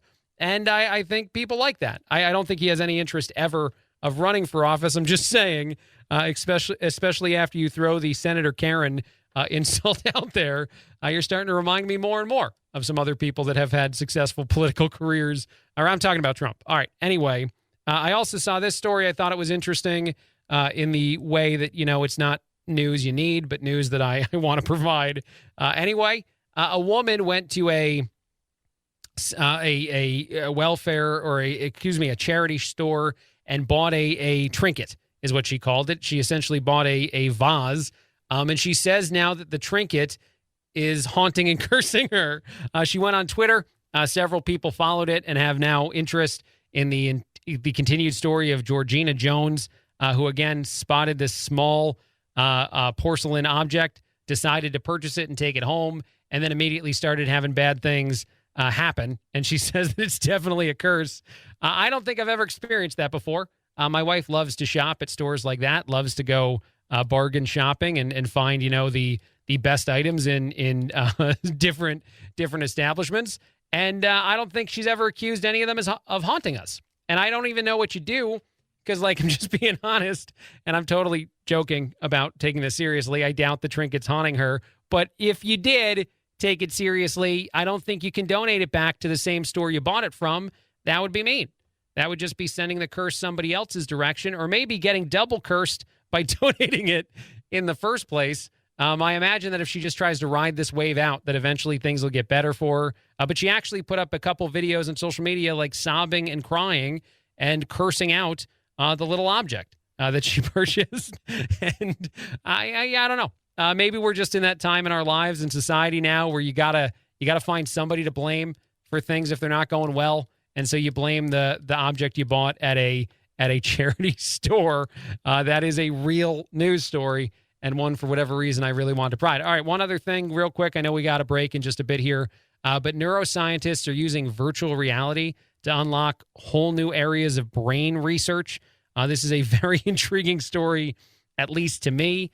It conducted a study, these researchers, that monitored the neural activity when humans are emotionally charged and tried via a cutting-edge VR technique. So essentially the way you do this study is you put on virtual reality goggles. They then emotionally charge you. And I wonder what that's like. It says in the study they do things like make you feel like you're in a roller coaster or maybe doing some other exhilarating things. But I imagine for the woke people, it would just be like a video of Dave Chappelle making jokes on virtual reality, and then they study the brain.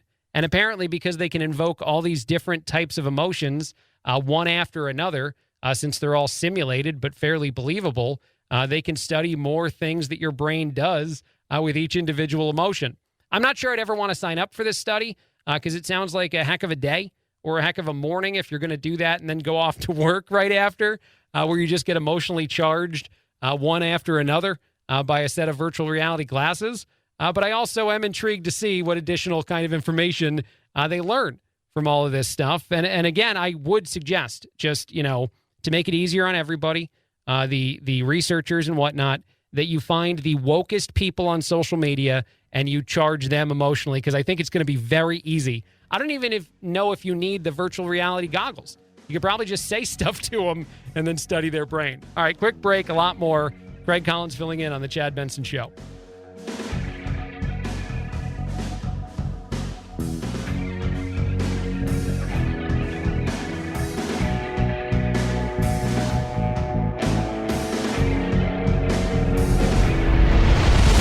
The Chad Benson Show.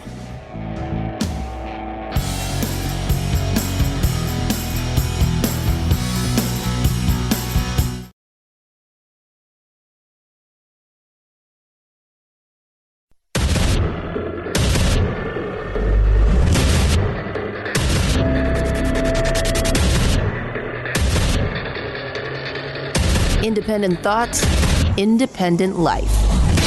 This is Chad Benson. This is the Chad Benson Show. My name is Craig Collins filling in. I guess just a quick flyby story. In Japan, they now have to ration French fries at McDonald's as supply chain shortages are causing a problem for French fries. I don't think that that's here yet. I don't want to panic anybody, but that is abroad that they're having some issues. McDonald's apparently needs to,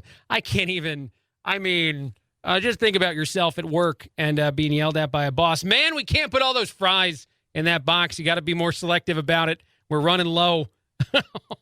The world is weird. Also, this news, just real quick, and then I'll get to some more important things. I love this story. An Idaho family, and then I guess their neighbors, set a Guinness World Record because the neighbors came over to the house and helped the family wrap their boy in gift wrap. It took 1 minute and 43 seconds, which apparently is a Guinness record. It broke more than 200 Guinness records. One of the people involved has broken over 200 Guinness World Records and continues to do it to promote, different, educational things. But those individuals together succeeded in wrapping the boy in gift wrap. And I guess this broke a YouTube team Dude Perfect Guinness World Record, which you might actually know. Maybe you don't know about that group, which had previously wrapped a boy, a small child, in wrapping paper in 1 minute and 48 or 58.9 seconds. So they broke it by a good 15 seconds. I wonder how you feel as the kid. I wonder if you talk about that with the family, or if the parents glow with pride when they're like, little Joey there is a Guinness World Record holder, kind of, because he was wrapped in paper in a successful way. All right. Those stories were kind of a palate cleanser, or I guess like an aperitif, if I'm going to go that road, before we play some of this stuff. This would be a news story from an ABC affiliate talking about how a potential terrorist was apprehended at the border, a guy that has a actual legitimate record and easily verifiable as someone who was probably intent to do bad in our country. And the reason I'm going to play this audio and talk about this is because it's yet another demonstration of how a rhetoric or a conversation piece or a decision in the world of politics, in the world of the left, in the world of the super woke is so easily, immediately taken advantage of, and yet so often not the highlight of any conversation.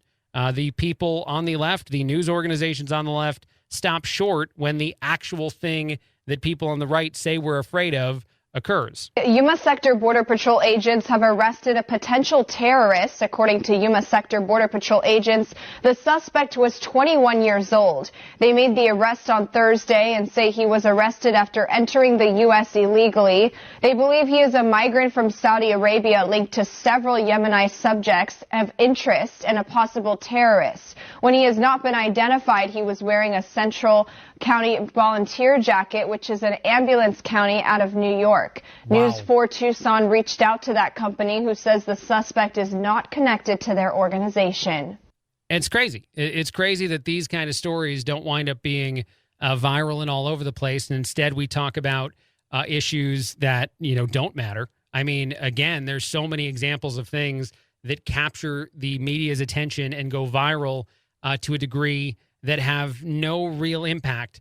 And I don't mean to keep referencing it. It's just an easy one to reference. The Dave Chappelle controversy, comparatively to this, is just totally, utterly different in the amount of importance it should have in your everyday life. And yet this story of a actual terrorist crossing into the country or attempting to cross in illegally just should solidify the problem. And it's not to be, as simplistic as to say something to the effect of this means anybody trying to cross the border illegally or get into our country is also a terrorist. That's a ridiculous and not unnecessary version of a conversation. It just means there actually is risk to having an open border policy, and it can be finitely demonstrated through something like this. So if these stories become more the mainstream conversation, if the smash and grab stuff that happens in California is something that we talk about more and more and more, it just starts to reinforce that other side of the argument that's not brought up anywhere near as much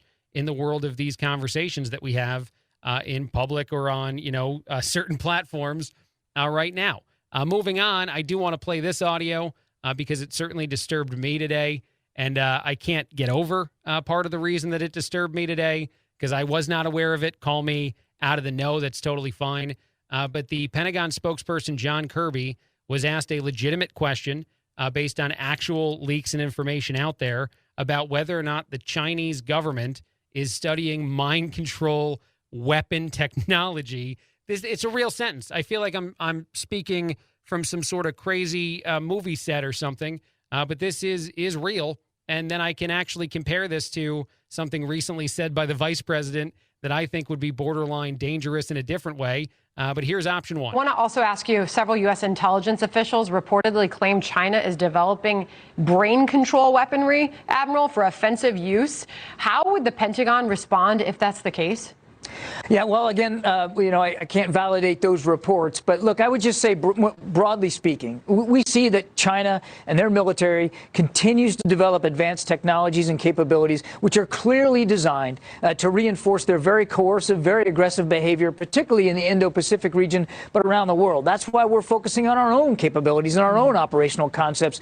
You've heard Secretary Austin talk about something called integrated deterrence, trying to net together those capabilities with ourselves and our allies to deter China from any kind of more aggressive or more assertive action, in terms of conflict. It might be nice to just play that audio of a person with military knowledge in our country saying things like China is aggressive or China is interested in quite a bit of negative action in our society, in our world, at least in their region.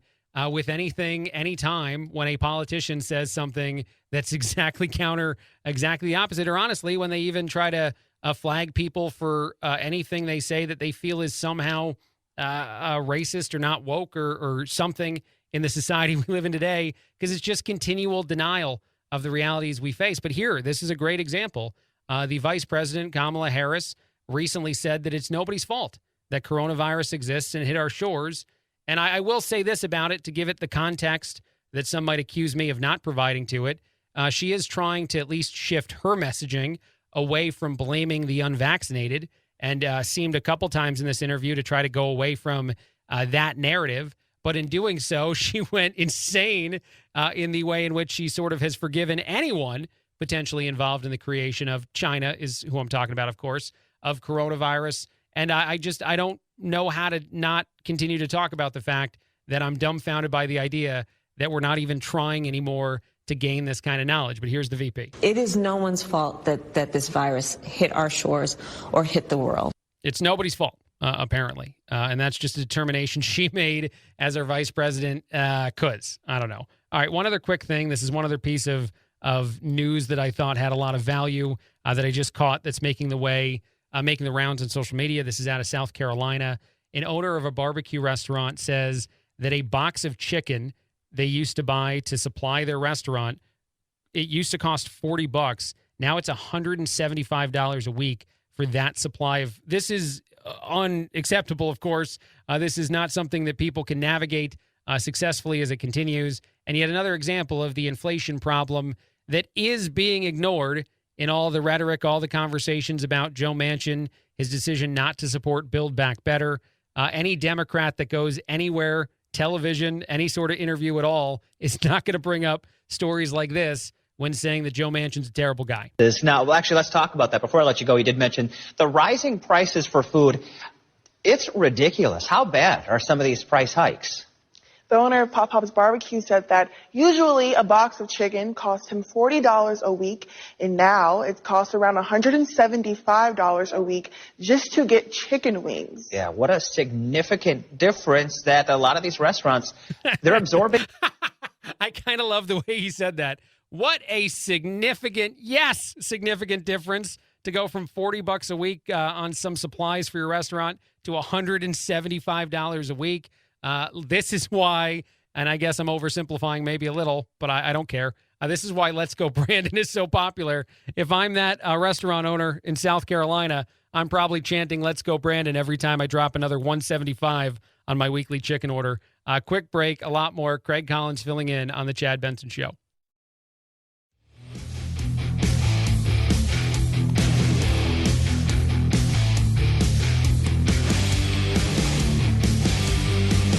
If you like talk radio like Chad Benson likes his meals, you've come to the perfect place for takeout. This is the Chad Benson Show. My name is Craig Collins filling in. Thrilled to have you with us. Happy to be here. Chad will be back after the holidays. Kyle Rittenhouse is in the news after he did appear at Turning Point USA. He said a few different things.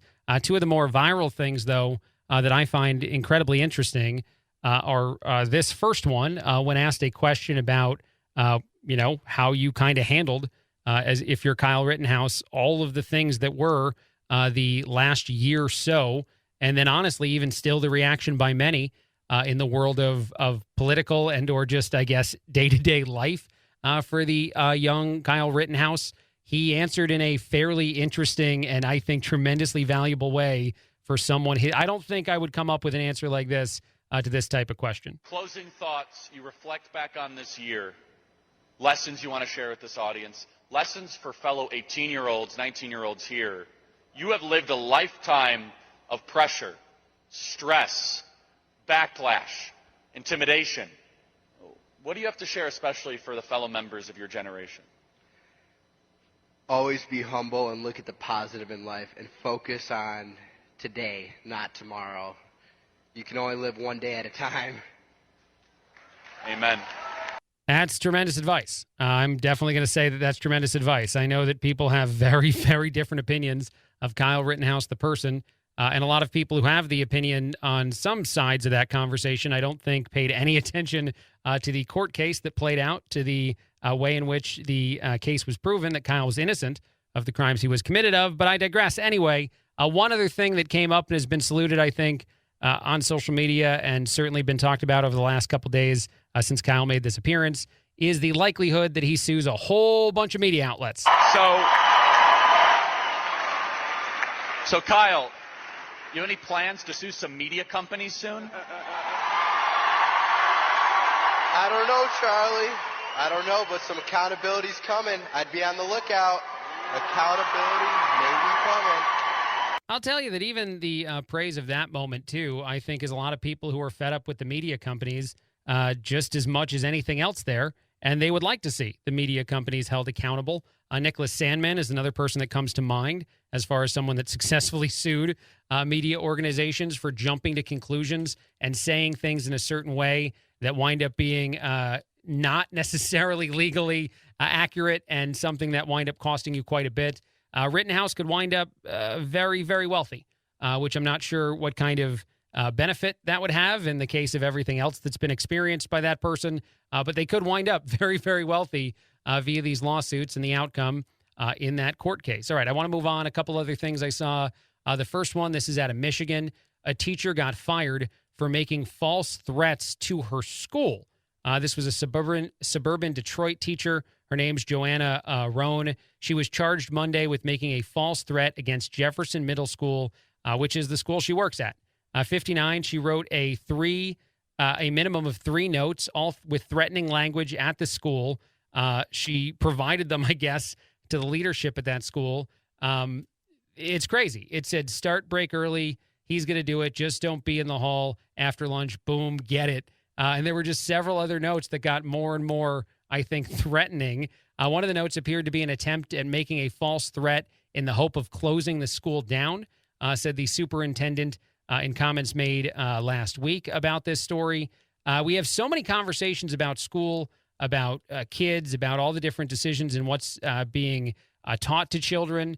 And I think that teachers are a valuable part of our society that we deserve to throw praise at, just like other members of our society that get weird criticism sometimes, police officers for sure, and whatnot. But this story is terrible.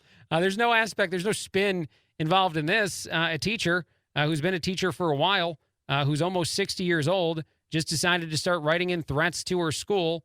The office sought a bond of $100,000 for this, but she had a bond set of $75,000. I don't know what the end result will be. This is accusations right now, so I should say that. But it's a whole new level of figuring out how to navigate things in a school system.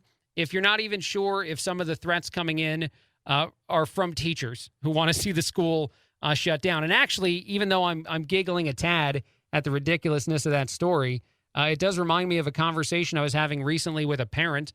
I don't have any school-aged kids, but I was having a conversation with someone that told me that talking to their teenager about just the experience in school today is so different than the experience we had growing up, because the kid will say stuff like, I don't know, on social media, a couple of the other people I go to school with have made, like references to threats and things, and we're not sure if they're just trying to get attention.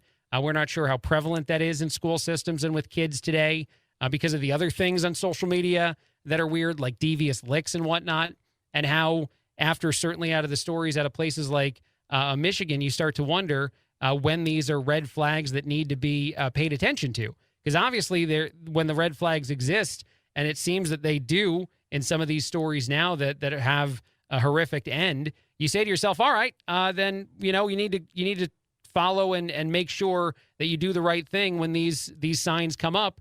And then maybe some parents are learning that there's a whole lot more times when the quote-unquote red flags exist, but the school or whoever involved, or maybe accurately so, decide that it's not a credible threat. And this is a very odd topic to hit on with so little time before a break, but it's something that's been, I guess, weighing on the minds of a lot of parents, according to these people that I was talking to. One other story, palate cleanser, shifting gears a lot before taking a quick break.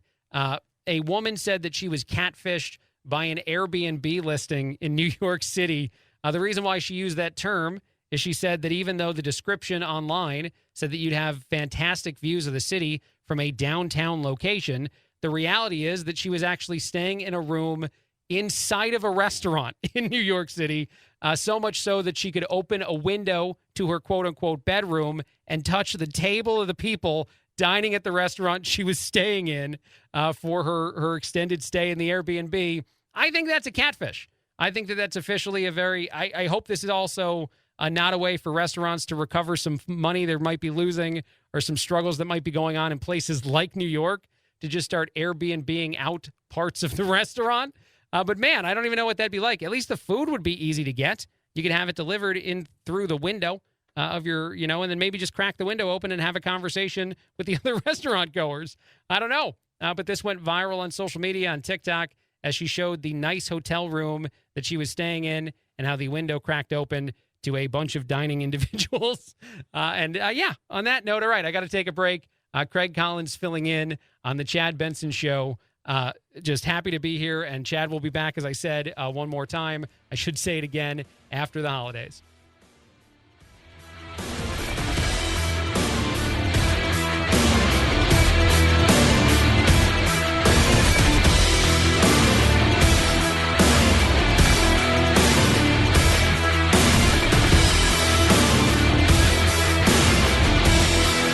This is the Chad Benson Show.